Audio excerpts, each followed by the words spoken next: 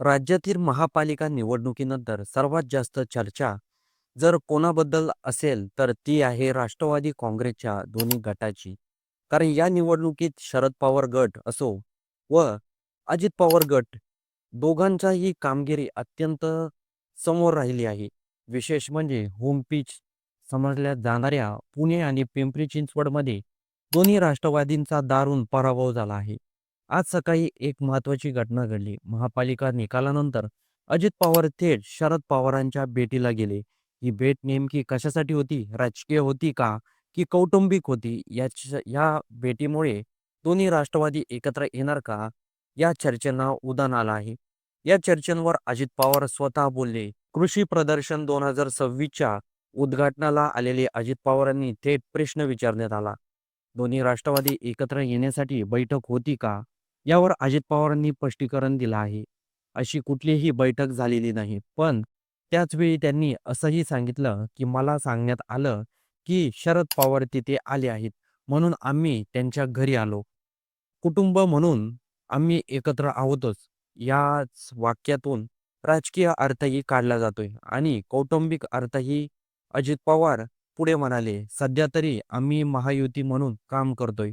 केंद्रात एन-डी-एचं सरकार आहे आणि राज्यात महायुतीचं सरकार आहे. म्हणजेच आत्ताच्या घडीला राजकीय एकत्रीकरणाचा कोणताही निर्णय नाही," असं अजित पवार यांनी ठामपणे सांगत आहेत. पण तरीही प्रश्न संपत नाही. कारण पुढे प्रश्न विचारण्यात आला, "जिल्हा परिषद निवडणुकीत दोन्ही राष्ट्रवादी एकत्र येणार का?" यावर अजित पवार म्हणाले, 12 जिल्हा परिषदेच्या निवडणुका लागलेल्या आहेत. स्थानिक नेत्यांना निर्णय घेण्याचे अधिकार दिले आहेत. म्हणजेच राज्य पातळीवर एकत्रीकरण नाही, पण स्थानिक पातळीवर समन्वयाची शक्यता त्यांनी उघड ठेवली आहे. हीच गोष्ट चर्चांना खतपाणी घालणारी आहे. आता प्रश्न असा आहे, दोन्ही राष्ट्रवादी एकत्र येण्याची गरज का निर्माण झाली? उत्तर स्पष्ट आहे. यांनी महापालिका निवडणुकीत दोन्ही गटाची ताकद स्वतंत्रपणे अपुरी पडली आहे. शरद पवार गटाचा प्रभाव कमी झालेला दिसतोय. अजित पवार गटाला सत्तेत असूनही अपेक्षित यश मिळालं नाही. पुणे, पिंपरी चिंचवड सारख्या बालेकिल्ल्यात पराभव हा दोन्ही गटांसाठी मोठा धक्का आहे. अजित पवारांनी स्वतः हे मान्य केलं आहे. ते म्हणाले, "आमचे अंदाज चुकले. पराभव का झाला याचं चिंतन करू." महत्त्वाचं म्हणजे अजित पवारांनी पराभवाचं खापर ईव्हीएमवर फोडायला नकार दिला. ते म्हणाले, "पराभव झाला की ईव्हीएमला दोष द्यायचा आणि यश आलं की गप्प बसायचं. मला यात पडायचं नाही." पण आता मोठा प्रश्न असा आहे, भाजपच्या वाढत्या ताकदीसमोर राष्ट्रवादीचे 2 गट स्वतंत्रपणे टिकू शकतील का?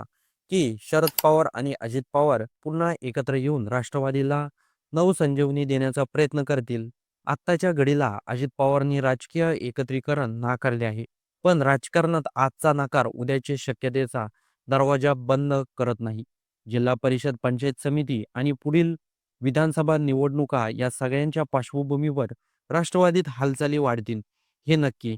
म्हणूनच आज ही भेट कौटुंबिक होती, पण उद्या ती राजकीय होणार नाही, असं ठामपणे कुणीही सांगू शकत नाही.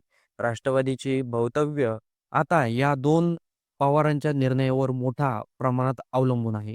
तर शरद पवार आणि अजित पवार यांच्या महापालिका निवडणुकीमध्ये दारुण पराभव झाला आहे. याचं कारण काय आहे? हे कमेंट बॉक्समध्ये नक्की नोंदवा आणि व्हिडिओ आवडला असेल तर सर्वात आधी चॅनलला सबस्क्राईब करा.